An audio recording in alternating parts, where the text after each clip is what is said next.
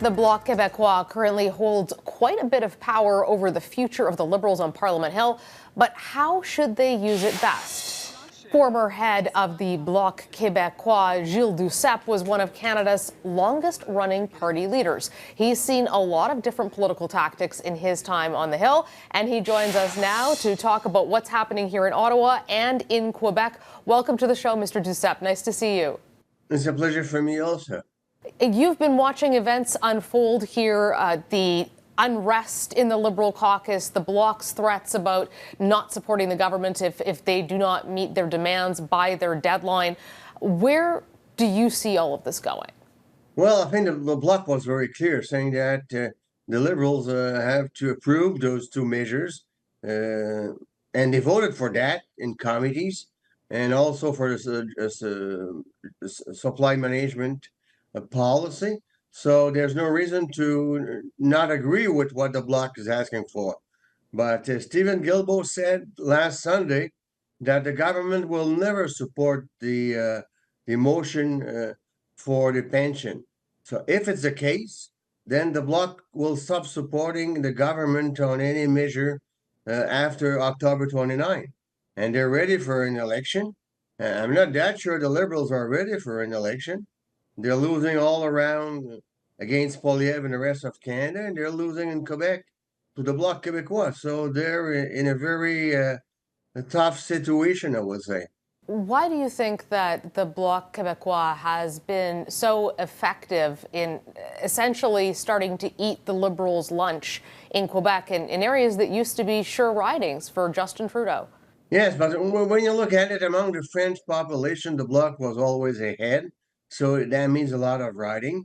And Poilievre is taking votes from the Liberals in some ridings the Liberals had for years. So the division of the vote plays in favor of the Bloc, since the Francophones are supporting the Bloc. Exactly what happened in Villemar.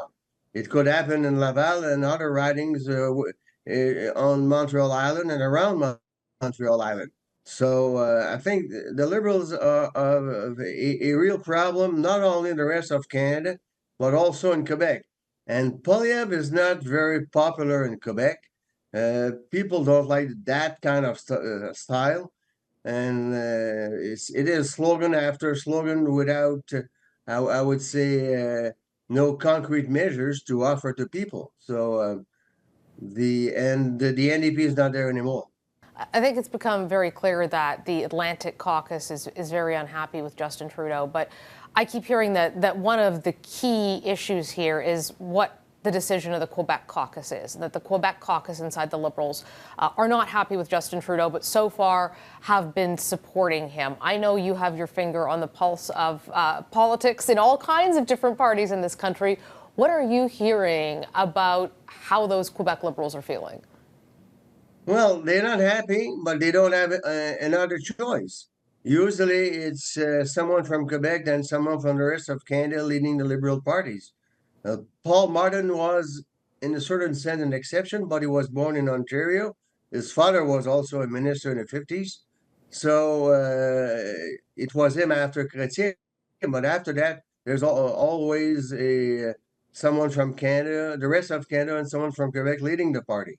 The problem is now that nobody is ready to replace Trudeau or wants to replace Trudeau because they know they will lose. So it's not very interesting running when you know you will suffer a very severe defeat. So most probably Trudeau will be running again. And then they'll see and hope that Poilievre, after a few years, people will have enough of Poilievre. A lot of things could happen. An election is coming in Quebec in 2 years. The PQ is well placed now.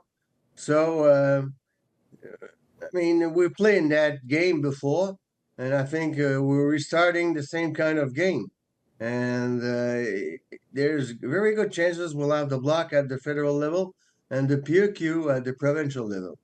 I keep hearing François-Philippe Champagne's name coming up as a potential successor to Justin Trudeau. What do you think of that? Well, he's from Quebec. What will the rest of Canada say? Are they ready to have another guy from Quebec running the Liberal Party? And also is in a close race with the Bloc in his own riding.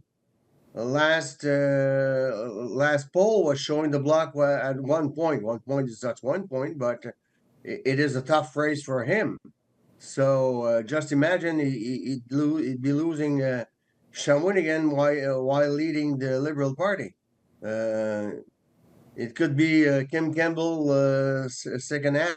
With the discontent with Justin Trudeau and the Liberals rising in Quebec and the support for the Bloc rising in Quebec, is that people just looking to another party, or is that Quebec separatism making a resurgence? Well, when you look at the situation, the sovereignty is at 35%. But we have to remember last referendum in 1995, after 3 weeks of campaigning, sovereignty was at 38, and we finished with less than 1% of difference. So I think that the situation is good now.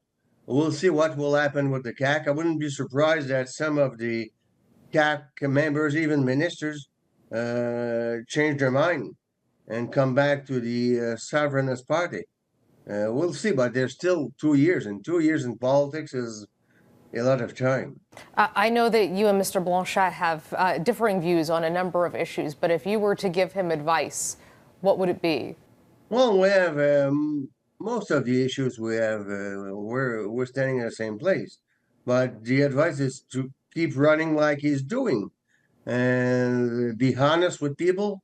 Working not only in Ottawa but also going around Quebec in each riding and speak to the people, listen to the people, and come back with very concrete measures, not only slogans like Poilievre is playing with.